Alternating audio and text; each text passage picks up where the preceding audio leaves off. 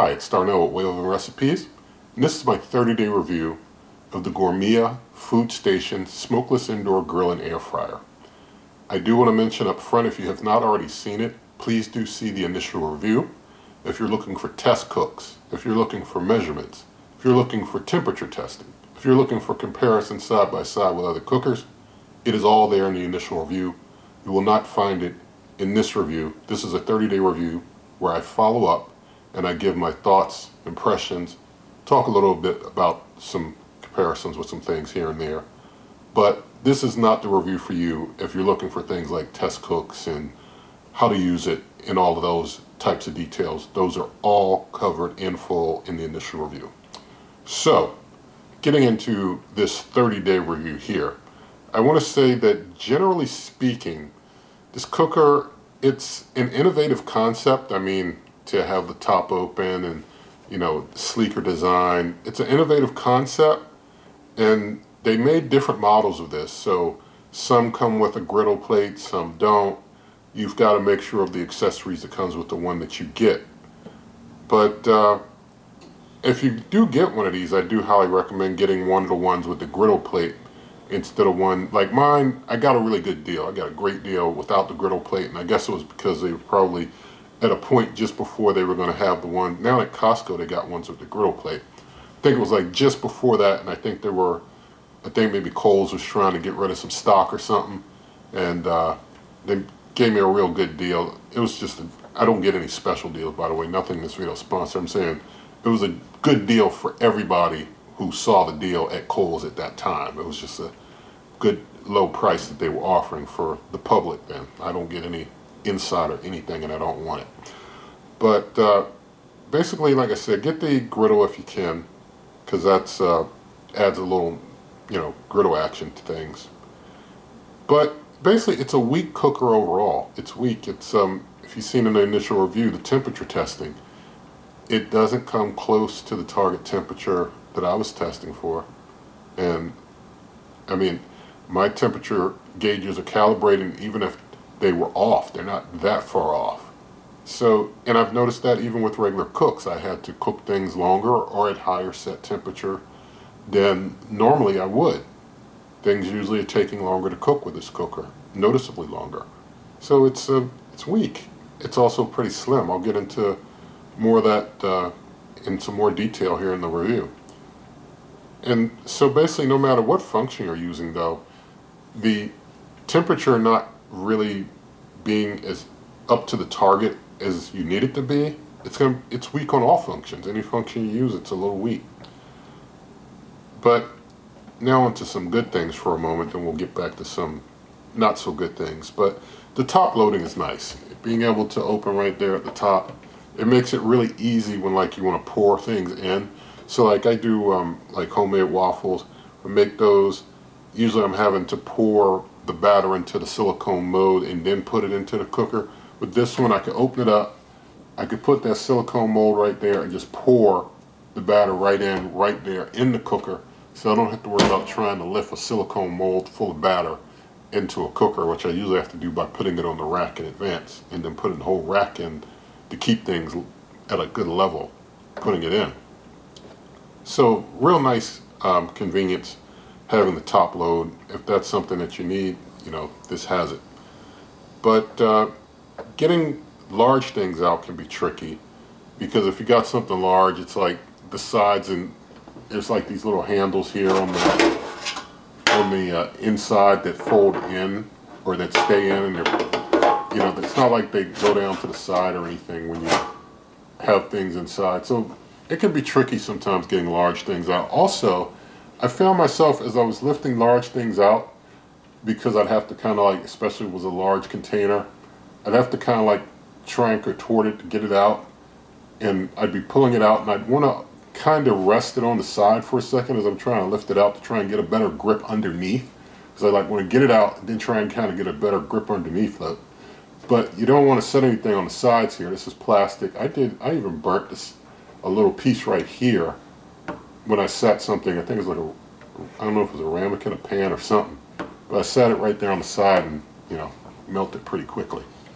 So you just got to be careful when you're getting things out. Make sure you get a really good grip, and that's just something to be aware of because of the different design from some other cookers. And wanted to mention also, when you do things like finish a preheat, or it tells you that it's time to turn, when it does its beeping telling you, hey, add food, or it's beeping telling you to turn, the counter is going active at that time. Even though you don't see the counter counting down, when it's saying add food, it's already starting to count down. And it beeps for like about 5 seconds, but those beeps take in total about 10 seconds off the time. So just something to be aware of. Same thing with turning food. When it tells you to turn food, it's still counting down as it's telling you to turn the food. The timer never stops unless you hit cancel once to pause. The non-grill function, something to be aware of. I've shown an initial review where the air comes out of the cooker, but due to the hot air blowing over the edges, coming over the sides, things with the non-grill functions are cooking faster on the outside than they are on the inside because the hot air is blowing from the sides, and so you noticeably see the interior of your stuff is not as cooked as the outside, so it's not an even cook when using this cooker, sad to say. Let's see, the turn reminder again, wanted to mention that it always signals halfway through the time, so basically it does that at the minute mark. So like if you did 3 minutes, it's not going to tell you to turn at 1 minute 30 seconds. It's going to tell you to turn at maybe like 1 minute. It's always going to go down to like the next minute mark to tell you to turn. Things like a 9-inch round bake pan don't fit very well. I did use one in the initial review for a cook, so you can see that. But it's kind of slanted. Even a 9-inch round bake pan that goes in here, it's a little slanted. And because of that, the hot air blowing and things being uneven to begin with, it makes it even more uneven. So, not the happiest moments, I'll say that. I do want to mention with the burn off, because they did make a lot of mention of there being a lengthy burn off with this cooker. The burn off did take a few cooks for it to finally finish and not have that bad smell, and of course there are a lot of health concerns with that, but if you're going to get this cooker, that's something to be aware of. I will say that all cookers, whether they're conventional or countertop, they all need a burn off. They all are made in factories. They all have chemicals on them. They all need a burn off, and they're going to have a bad smell to start, whether it's conventional or a countertop cooker. That's the way it goes because these things are made in factories. And basically the only way you're going to really avoid having that issue is if you buy a used cooker. You know, someone already did the burn off for you. But as far as the noise, this cooker is not very loud. It's got a little bit of a rattle noise from the fan, just a little, but it's because you can hear the fan just kind of going a little bit, but it's not bad. It's overall not bad at all as far as noise. Let's see, the user interface is fairly easy to figure out, so had no issues there using this, and there were no smoke issues at all. Definitely smokeless as they designed it to be, and no need for like any replacement parts like filters or anything like that. There's no recurring costs with this cooker. Now I want to talk about the functions that I did use. The air fry works okay, as I mentioned, a little weak. Bake, I mean, like I said, it's not even. It's a little weak on the heat.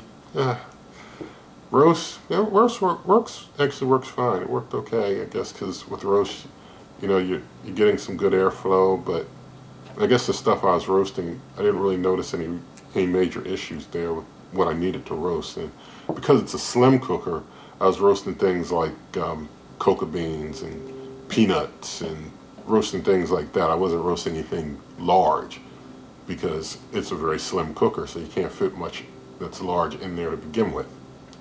I didn't use dehydrate, so I have no statements there, but you can try it if you want.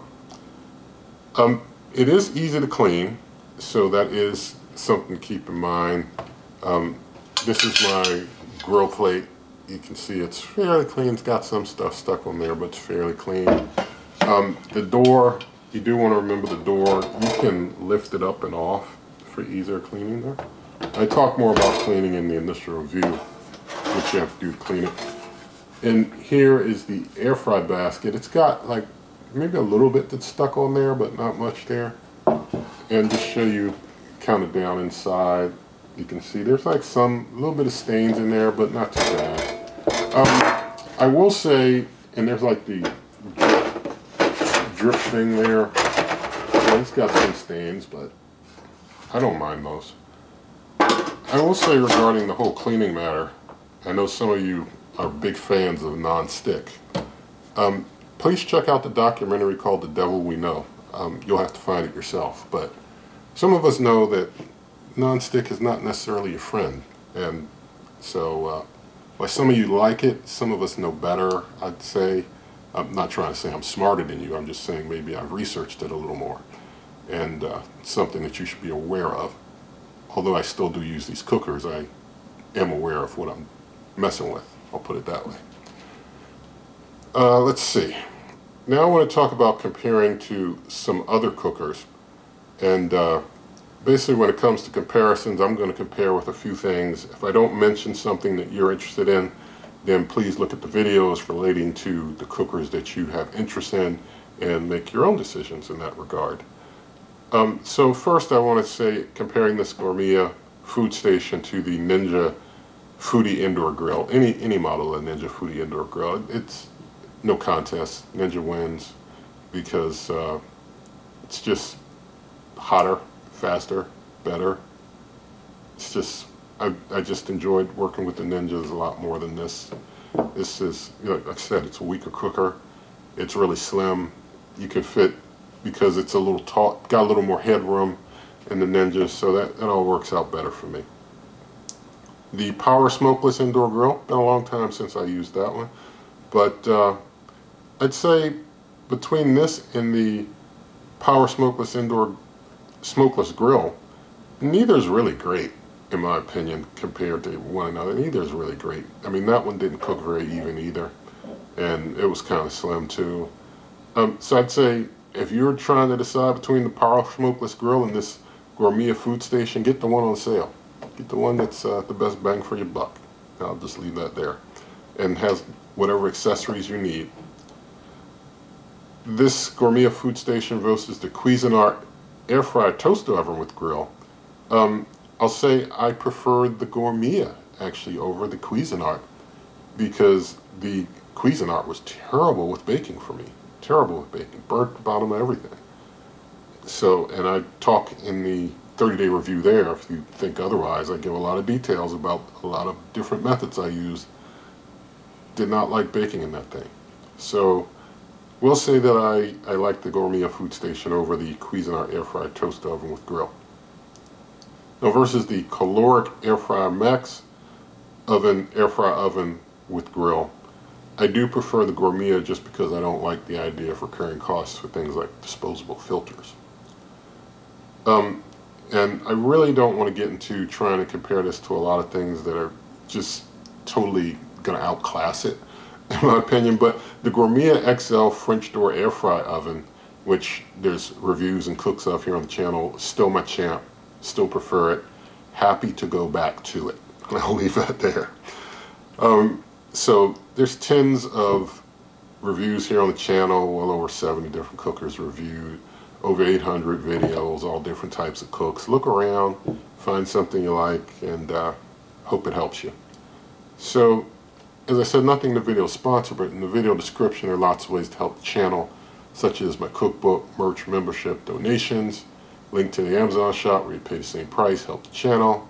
So lots of ways that you can go about things there. You can also always check out my blog, superwaveovenrecipes.com. That's superwaveovenrecipes.com, and there's even more there. So with all of that said, if you did like this video, please do give it a thumbs up, share the video with a friend, leave your comments, subscribe, hit that notification icon, and good eating.